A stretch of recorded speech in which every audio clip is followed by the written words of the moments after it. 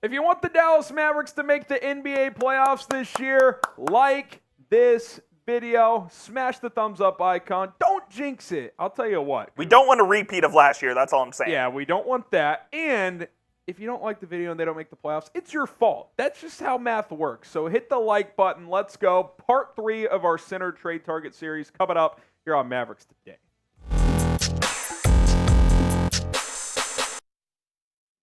He's Jeffrey Cooperstein. I am Harrison Graham. And on today's show, we got part 3 of our Mavs trade target series featuring Clint Capela. Today, we've talked about Miles Turner. We've talked about DeAndre Ayton. Now we take a look at Clint Capela, Coop, who would be another solid option for the center position. Yeah, and I view him as actually the most likely option for the Mavericks if they were to get another center before the season starts. I kind of just think he's being pushed out a little bit in Atlanta, and we'll take a look at what they have going on there. But I think he wants a fresh start, and I think Atlanta would like to give him a fresh start as well. Yeah, if I had to power rank the most likely, I think it would go Capela 1, Ayton 2, Turner 3. If I had to power rank what I wanted, I would probably flip that order. Yeah, exactly. But I would still take Capela, no doubt about it. He would certainly be a very, very good fit on this basketball team. Now, you look at the Capela file here. Former first-round pick with the Rockets. Got traded to Atlanta in 2020. I think just worth a verbal mention too, Coop. The Mavs wanted Capela. Yes, they did. What was that, 2019 or 2019. so? They wanted him. Houston paid him, and then they traded him a year later. Double machine. He's, anywhere from 10 and 10 to like 15 and 12. That's kind of what he's been his whole career.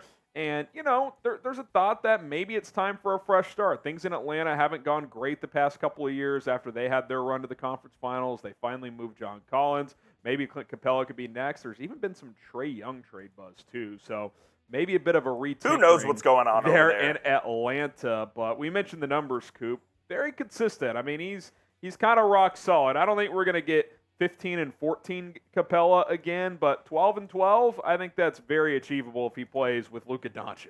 Yeah, and if you also look at the blocks, he's averaging over a block a game each of the last 4 seasons, 2 blocks a game in 2021. The Mavericks really need a guy that can protect the rim because as of right now, it's Maxi Kleber, and that's really it. You have Richaun Holmes and Dwight Powell who are at the big man spot for the Mavs, but they are not protecting the rim whatsoever. It's just not their game. So if you get a guy like Capela who you can kind of just sit in the paint and he can just be that rim protector that the Mavs need, that would be a huge boost to this team's defense. Yeah, I don't think there's any doubt about it. You look at Atlanta, Coop, like I said, they're kind of in a, where are we going from here? They have a couple of young guys. They have Onyeka Okongwu, who they really like. They want to play him at center. Now, he's a little undersized, but they love him at the 5. They have Bruno Fernando, who's kind of a rotation big, and then Mohamed Gay, who they drafted earlier this year, who they're going to like, who had a solid college career at Washington. So they have a stacked big man room, and it seems like Capela's the guy that they're willing to offload. We talked about this with DeAndre Ayton. I wonder if it could be true here. We talked about it from the Mavs standpoint, but maybe from Atlanta's standpoint. Maybe they want to see how some of these younger guys play to start the season, and if they feel like, hey, Okongwu is ready to be that starter, that full-time 5, then we'll move Capela in the season. So I do wonder if this is one of those where Atlanta's just going to play it out, for a month or two into the season, maybe December, January, and then if they feel comfortable with how the young guys are playing, maybe they ship out Capela and try to get a different. Exactly. And if they're not comfortable with how they're playing, then they're going to keep Capela because you know what you're getting from him. You're getting a double-double every single night. Yeah, exactly. So it'll be very fascinating to see how that plays out. If you don't want to risk, the young guys struggling from a Mavericks standpoint, then maybe you try to revisit trade talks, during training camp preseason before the season actually starts. Do you want Clint Capela to be a Maverick? If you do, type me. I would certainly like it. He's not my top choice, but in terms of a gettable player and someone who could help, I don't think there's any doubt Clint Capela could do just that. So I'm typing me in the comments. Support the show. Type me down below. Now, we've talked about this multiple times, Coop, but this was the reported trade offer on draft night. Yeah, and I think the Mavs were smart to not make this move. It was Tim Hardaway, Josh Green for number 10 for Clint Capela and number 15. I think the way the draft played out for the Mavs was pretty perfect with you end up with Dereck Lively and Omax Prosper. I think the Mavs were very smart to not make this move, and we'll have a trade idea that will revamp this deal a little bit.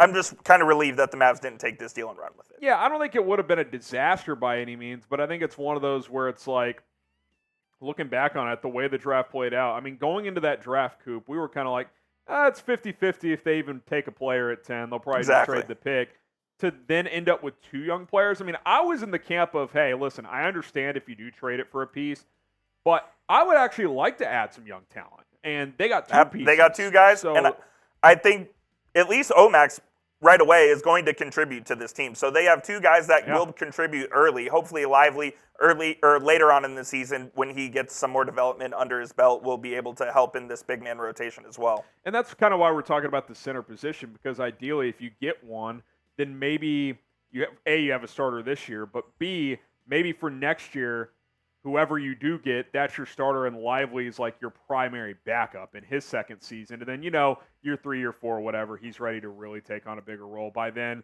especially if it is Capela. He's like into his 30s pretty easily by then. He's ready to, move on. I think he's got, 2 years left on his deal? Left. So that kind of is perfect because he's your starter this year with Powell is probably your backup. Maybe later in the season, Lively steps in there. Next season, Lively's your primary backup. Exactly. Capela is your starter. And then the year after that, Lively takes over. I think that's a timeline that the Mavs front office would really like to see play out in the next 24 to 36 months. Yeah, look, the Mavs just need to have a true development track with Lively when considering a trade for any big man, and I think they do have that. I think you're going to see a lot of them with the Texas Legends down there in Frisco, and I think you'll see him a lot in garbage time early in the season. And if he shows, especially on the defensive end, which is really what I think they're looking for, if he shows on the defensive end that he has some NBA ability, whether it's being able to get rebounds or being able to protect the rim a little bit, being able to stop these big men that are in the NBA that are absolutely dominant at times, then Lively will get into the rotation. I just don't think it's right away. As long as the Mavs have a true development track for him, then I'm okay with whatever they do. Yeah, I think that's all very valid, and you got to be patient. He's raw. We saw in the Summer League the athleticism, it's off the charts, but it still looks clunky at times, especially on the offensive end. So it's definitely going to take some time for him to kind of put it all together. But you threw this trade together, Coop. We talked about it before the show, and I was like, is this enough? And I kind of think it might be simply because Josh Green is worth the first-round pick. You obviously have Richaun Holmes for the salary filler. Would you do this straight up? Give up Josh Green, Clint Capela, no picks exchange? I know we've said in the past that moving Green for Capela feels like you're overextending, but if you're keeping that first, I think I probably would. Not because, it probably comes off this way in the comments. Why do you hate Josh Green? I don't hate Josh. Don't hate Josh Green at all. The point I've made is I just don't think he's ever an all-star.